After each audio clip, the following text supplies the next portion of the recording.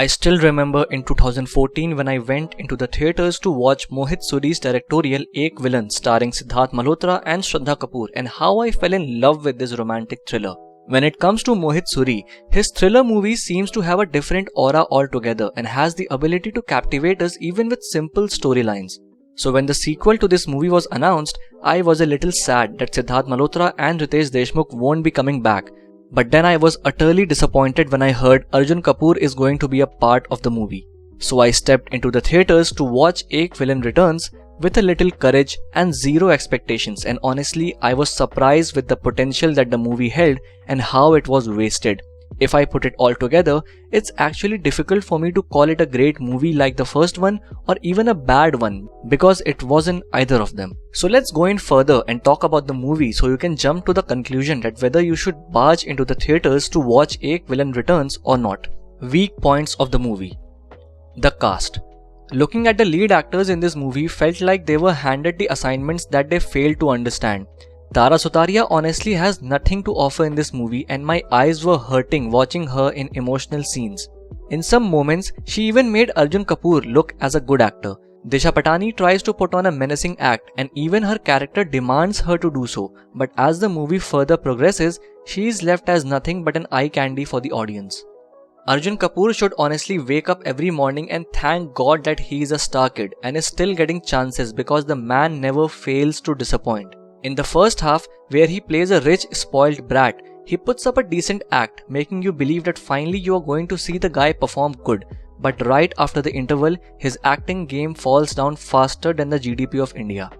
And it is sad that I have to say the same thing for John Abraham as well, considering that a guy has acted in thriller movies in the start of his career, but now he seems to be getting weak in his game, and that is clearly visible in this movie as well. He perfectly embodies the dangerous, ruthless and an emotionless guy who won't flinch while killing you, but blows it away when it comes to emotional scenes, where he looks and acts the same in almost every scene. However, it is good seeing that he is moving away from movies like Satyamev Jayate 2 and is trying to get his game back to where he once played greatly. Music. You can't watch a Mohit Suri movie without expecting a good musical treat, but when compared to the first part, which had such a beautiful and soulful soundtrack that would stay in your mind forever, the sequel kind of feels underwhelming in terms of music. The decent background score, which feels good in some places, along with forgettable songs which probably won't make it into your Spotify playlist. Action. The action in this movie actually made me question the human capabilities as a whole. I mean, if you look at Ekvillain, the action in that movie felt grounded and realistic. The fight scenes consisted mostly of brawling, which kind of happens when you fight in real. But Ekvillain Returns does the complete opposite and goes on full massy with the action scenes.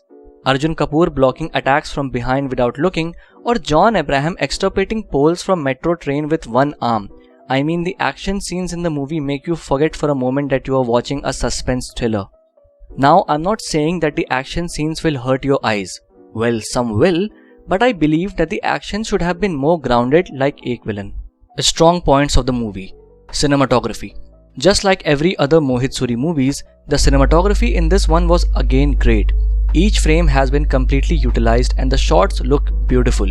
Even the slow scenes in the movie keep you engaged due to the camera work and the crisp editing. Narrative and pacing.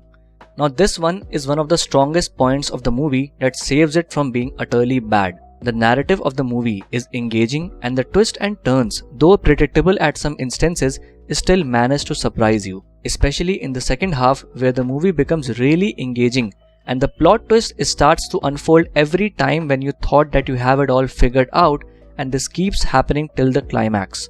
The movie keeps going back and forth, which might confuse some of you, but personally I found it good and it helped keeping the movie engaging. The way the dots connect as the movie progresses further and you see how the fates of each character intertwines with one another is something I found really commendable. But then again, it's Mohit Suri, and it is his trademark to turn the tables right at the end of his thriller movies in ways that will leave your jaw dropped. The verdict. As I already said, the movie can't be called great, but it wasn't bad either. Ekvillain Returns is an entertaining romantic thriller overall and will provide a good enough theatre experience. The narrative and the screenplay helps you to cope up with the shortcomings of the movie, especially in the second half, but if you compare it to the first, Ekvillain obviously is the superior movie, and even the sequel had the potential to become even better than the first part had it assembled a better cast, because the characters in this movie required actors to play it the way where it is more than what meets the eye, and if that would have happened, even the predictability in this movie could have been eliminated easily, because every character requires multiple layers of shades which the ensemble cast failed to provide. Because the movie had everything: a good script, characters and narrative. All it needed was better handling to make it great. And watch out, there's a post-credit scene which will have your jaw dropped on the floor and gets you hyped up for the third part. So that's it for today's video, guys. Let me know in the comment section what do you think about this, and don't forget to follow me on Instagram @artstar and support our channel by hitting the like button and subscribing. We'll see you guys in the next video.